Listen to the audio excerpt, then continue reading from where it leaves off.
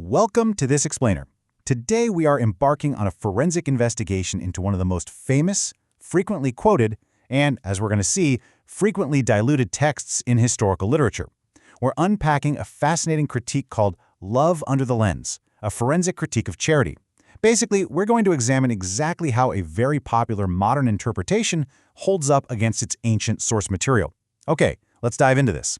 Here is the roadmap for our investigation today. We're starting with a forensic sermon critique, then looking at sanitizing a sharp correction, missing the perfect reward, individual bias versus corporate body, legalism versus organic function, and finally, the final verdict.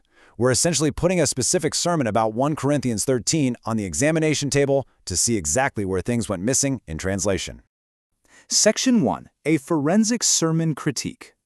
Consider this our main case file. We are looking at a direct critique that compares the modern sermon Love Remains the Greatest against the actual scriptural reality of 1 Corinthians 13 and its surrounding context. Now, to be totally fair, the sermon successfully quotes the text. The words are literally right there. But as we comb through the evidence, the critique really highlights how the modern interpretation completely misses the original, corrective, corporate, and eschatological intent of those words.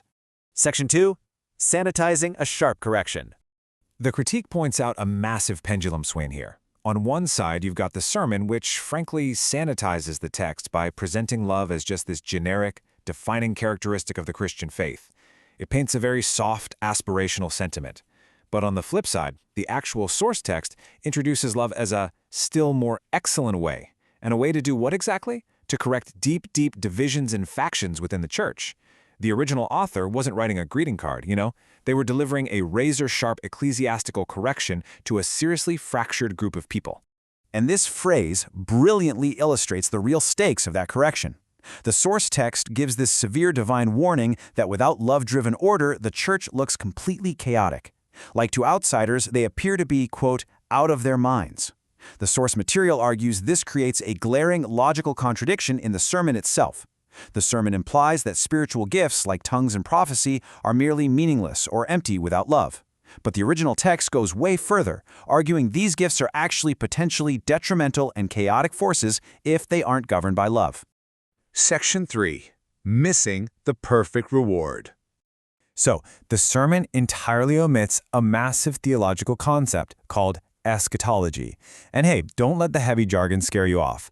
An eschatological vision simply refers to the ultimate end goal, the divine reward. The text is describing this profound transition from what is partial to what is perfect. It's the ultimate reward of eventually seeing the divine face to face and being fully known. That is this incredible aha moment in the text. It's the exact thing that gives love its true heavy weight. According to the critique, by ignoring the perfect, the sermon severely weakens its own structural integrity. The argument here is that it trades a profound, earth-shattering divine reality for a much vaguer, flatter promise that love just is eternal. It mentions that spiritual gifts will cease, sure, but it completely omits the why, which is specifically because the perfect has come. Section 4.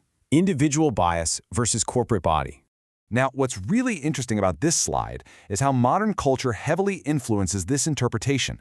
The critique argues the sermon relies heavily on individualistic psychology. It frames the famous characteristics of love as personal applications for our relationships, asking private things like, do we love others selflessly? But the text's clear mandate is completely corporate. It's not talking to a bunch of isolated individuals. It's giving structural instructions for a unified collective community, constantly referred to as the body of Christ. The historical evidence for this is honestly pretty overwhelming. The letter isn't addressed to just one person. It's specifically addressed to the churches of God.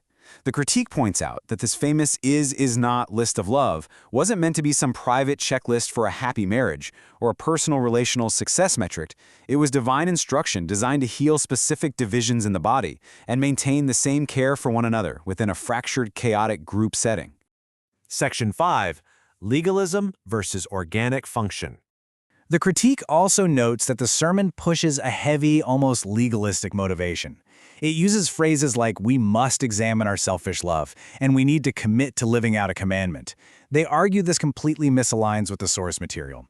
The source text just doesn't frame love as a legalistic commandment. Instead, it frames love as a way. It's an organic, vital function of a healthy body. It's literally just like breathing is to lungs. And because the function is organic, The reward is natural growth. The text illustrates this really beautiful sequence of spiritual completeness. Step 1 is moving from the childish to the mature. Step 2 is moving from seeing in a dim mirror to seeing face to face. The critique observes that the sermon swaps out this profound, life-altering sequence of spiritual maturity for a much more mundane, corporate-sounding warning about being unprofitable in service. Section 6. The final verdict. So, the crucial point is, the final faithfulness score given to the sermon by this critique is a 5 out of 10, half marks.